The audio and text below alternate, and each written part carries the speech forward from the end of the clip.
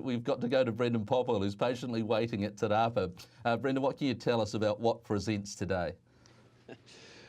What presents is we might need some of those gumboots as well here, Jason. We're certainly in a little different spot to normal here at Te Rapa, where we're presenting. We're almost tucked away right underneath the stairs here. It's windy, it's gusty, it's wild, it's wet. So that's pretty much the best way to try and describe the conditions here out of Te Rapa. And the conditions will be loose at least. That's one thing we can probably say about the track conditions. There's been a lot of rain that's fallen throughout the week, and the track is at the moment at that slow 9. So we'll be catching up with jockeys after the first couple of races just to get their read on it. Also, we'll play in an interview with John Otham before the first. Race number 2, however, is where we'll begin our preview. And Scarfy is $3.30. Go Bonito is at $7. And then you've got Power Dream and Chiquitita at $7.50. What can you tell us about what the market is telling you, Stephen Hunt? Punters believe Scarfy can go back-to-back here after a very impressive win at Rotorua a few weeks back. A lot of these prices are misleading with a number of scratchings, but Scarfy did open $3.50 this morning, now trading at $3.30 with Cameron Lammas doing the riding. Go Bonnie Go at $5, well supported, as has Power Dream, even though $6.50 out to 7th this morning. Chiquitita has been well supported, double figure lines, $10 now to 7.5. And tell you what, interesting runner, the only runner for Alan Sharrock up and down the card at Te Rapa, well supported, drawn the ace with that claim 9 into 8. So those top 4 or 5 in the market have all had a nice even spread of money, with Scarfy probably the slightest of the better leads in a competitive race. The speed map brought to you by Form Pro looks like this, bit of pace in it. Vincentius, Direct Capital, Chiquitita, Power Dream, Mediterranean Star, Scarfy. Actually, I thought that Go Bonnie Go could be that horse that sits on speed as well. How did you read the second here, BP? Yeah, I think so as well, Jason. This is a horse who really hasn't had a lot of luck in 2 runs in. I thought, well, the first run, I think the horse just peaked on the run, was presented and peaked on the run. Here was trapped out wide throughout, and what is going to be a very good form breed this particular race, and you'll even see maybe later on in the day as well, Wooden Edge, who was doing some good things out wide. So I like what she's done here. I think she's ready to strike Go Bonnie Go. I was happy to be having something on her. I was pretty close to actually making her my best on the program. So a lot in her favour. She can just camp just in behind them. Scarfy's in a nice piece of form with that victory last time to the races. Big threat in the race for sure. Then I was around the 14 in Chiquitita as well, a horse who can plant herself on speed, and since winning that maiden race out of Titeko, she's put in a couple of handy placings, including that placing behind Scarfy recently, and also threw into the mix the 7 in Summer Monsoon. Nice quiet trial, was working home nicely out wide, and of course that was in behind Simply Optimistic, who we see running out of Sydney today. We're in June, but I suppose there's no time like now to think about Christmas, and race number 4 is the Book Your Christmas function at Te Rapa, 1600. $4.40, Sultan of Swing, with the lines with me at 6, Crafty Jess at 6. What's the cash telling you here, Steve? Punters can sniff an upset, Jason. And opposing number 2 in Sultan of Swing, opened $3.60 during the week in our feature race at Te Rapa today, now trading at $4.40, so it's almost gone out 1 full point. Sultan of Swing, they're very keen on lines with me. We accepted a $2,000 bet during the week at $6, now trading at $5, and Crafty Chess has been very well supported in the last 24 hours, 7, now as short as $6. There was a couple that you should include in multiples. It's Meska Muska, 14 to 10, Athena Baby, 18 to 15, and also My Gift back on what potentially be a heavy track with those rain showers. Well, those showers are falling right now, 21 into 18. But the big talking point, punters opposing the favourite in number 2, Sultan of Swing. I suppose Brendan Popple, Sultan of Swing, is one of those horses that you can sort of oppose because he does do a lot wrong. That said, his last win came at Te Rapa when it was a bit of a skiffy, misty, yucky sort of day. Exactly. So what do you take out of that? I mean, do we say today it's obviously going to be a lot more of a wetter track condition, which he obviously doesn't operate at his best on. His run in the Easter, he gets a clean run, he finishes right in the mix. And this is a big run here. I like this race because I think he's cavalier with how he ran here on this occasion. It's a case, I reckon, if Rebecca Scott had really put the tempo into the race at the 600 metre mark and really said, come and get me, try and chase me down and really make it hard for these back markers, I think he would have won the race. So he's only been dive bombed late in the piece here. He's cavalier. He won't have a problem with the track conditions. He's drawn closer to the rail. Be interested to see what other horses want to press forward in the race. But I'm happy to have something on He's Cavalier because of where he's going to be, and will he get up and rolling with 53.5 on his back as well. So I thought he was a bet, runner number 5. Certainly Crafty Jess with how that horse went last weekend, and behind LIR, who's a big chance coming up in the 2200 metre race.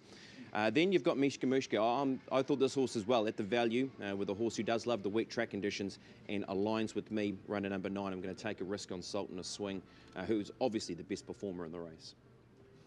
Okay, so the next race to preview, race number 6, is an excellent and competitive race. Become a Waikato Racing Club member. Cossack Warrior is $2.30. Now, Chasu Bao and Amarata have come out, so I suppose, Stephen, a lot of these price moves due to some key horses not competing. That said, where's the bulk of support come from, and who for? Even spread, 4 or 5 they're targeting here, Jason, including the favourite number 2, Cossack Warrior. Got as short as 2.10 off a top fluck of 2.50 on the back of those scratchings. On the eye, 2.10 was too short for punters. We've drifted it back out to 2.30. I think it's round about where it's going to finish up, maybe potentially 2.40, 2.50 if they continue to back 2 or 3 other runners. Number 5, LIR on the quick back up, well supported, stepping up to the 2.2, 4.20 into 3.80. Italian Lover, Fraser Orette, just like Alan Sharrock, his one horse at Te Rapa today, well supported in that third line of betting, 8.50 into 7.50. Ali Baba's had support, 10 into 8. A little bit of specking around Yock and Rint. So he looks the obvious leader. Spec'd at $26 during the week, now travelling at $14. No Big Mike in the race, so he looks to be the obvious leader. And also a little bit of specking for El Disparo, 26 into 23. So yeah, there's 4 or 5 they're willing to back over the 2-2 journey.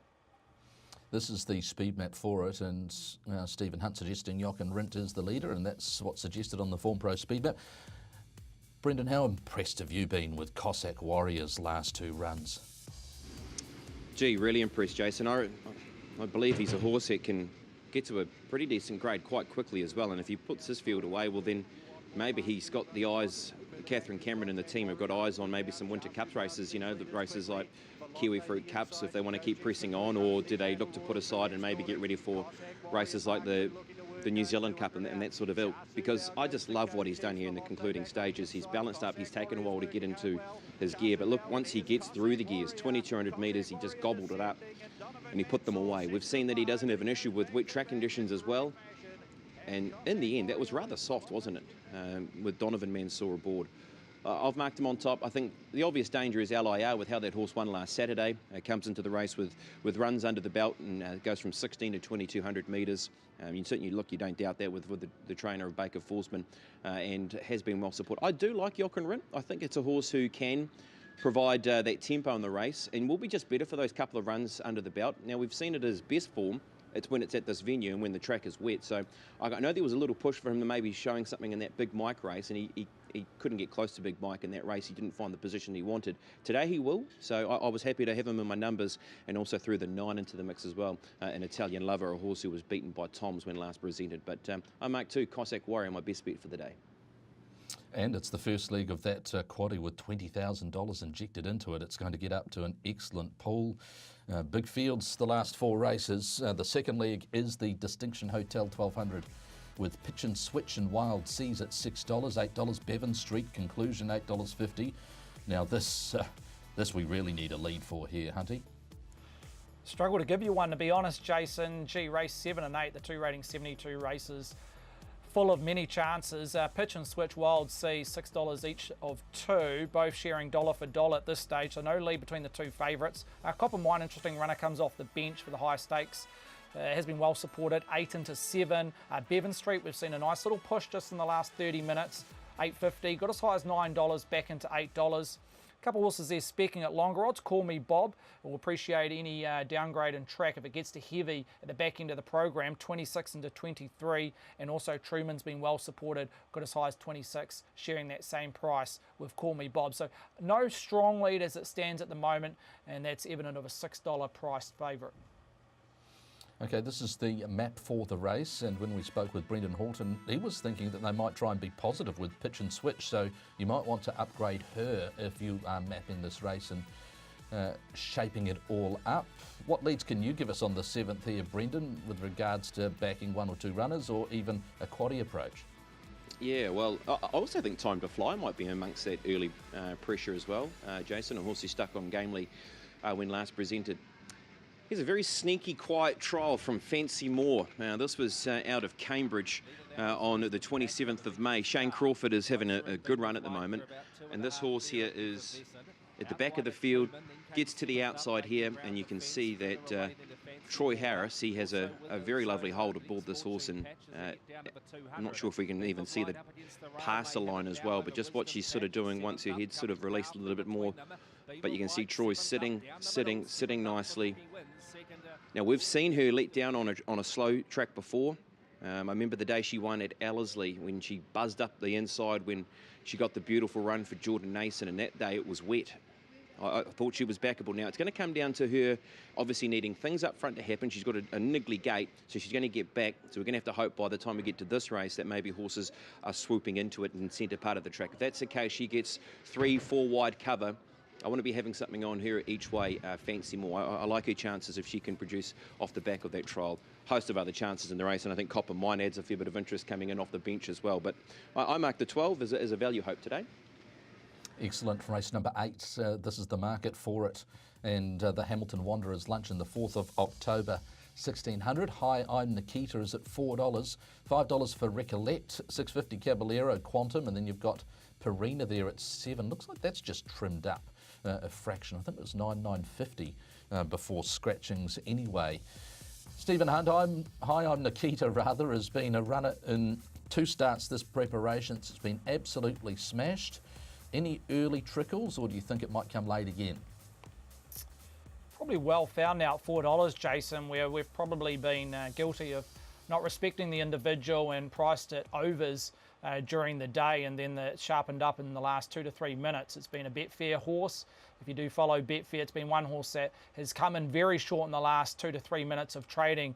Hi, I'm Nikita. $5.50 on opening. There's been a couple of key scratchings, get its price down to $4, but it will be fascinating to see where that price ends up in the last 2 to 3 minutes of trading. In front of Recollect, $7.50 into 5. Quantum's been well supported, a 7.50 and a 6.5 this morning, goes well at Te Rapa. The horse you mentioned, Pierina's been well supported, Top Flucker 9, now short of $7, was 7.5 this morning. Noble Star's been well supported on the back of a nice win in its previous to step up to 72 grade, 16 to 14 from John Bell. We know his stable's flying at the present. Sarah Banday's been well supported, 21 into 18, and Wooden Edge. The bookies' power about 2 years ago would clean us up. We've got a little bit of back in the last 12 months around Wooden Edge, but I think one of the presenters are pretty keen on this individual. Speaking to him during the week, opened at 16s, now short as 12. We might go straight to this potential presenter and Brendan Popwell. Thoughts, BP? Yeah, look, I'm keen to line up and have some of them today, that's for sure. I thought his run was big last time to the races. He's got back and he's worked home strongly in the Lily Thunder race. Today, he has Ashwin Gundasamy aboard, 3 kilos off, and a big chance that he's going to go forward in the race, which is what we've seen is when he's at his best. He loves winning here. He loves wet tracks as well. So, yep, happy to take some of the 11s or 12s that are on offer around Wooden Edge. Respects in the race. I think obviously the 13 and high, Nikita, with, as you said, Jason, with what's happened with the big plunges that have come off on that runner. Right, let's have a look at a strategy for this afternoon. I thought there was some really good value hopes throughout the program. I'm going to mark Cossack Warrior as my best. My value will go in the last race of the day, a drop-back horse by the name of Octavio. As Graham Rogerson just walks past me. Value bet of the day, Octavio. Yeah, tip your hat, Graham, thank you. And this horse I thought might be ready to win a 65 race off the back of a couple of good runs. Wet track shouldn't be a problem. So multis, we're going to take some multis around the horse in the first who's been getting smashed. Not Usual Lightning has gone from $7.50 into $3.40. They cannot turn the tap off on that runner on what was a very cheeky trial from that horse. So we'll roll around with Go Bonnie Go, Cossack Warrior, bit of Octavio, and we'll take some win bets through Fancy More, Go Bonnie Go, and Octavio in the last. All right, that's us. Strap yourself in, or if you're staying at home, stoke the fire up.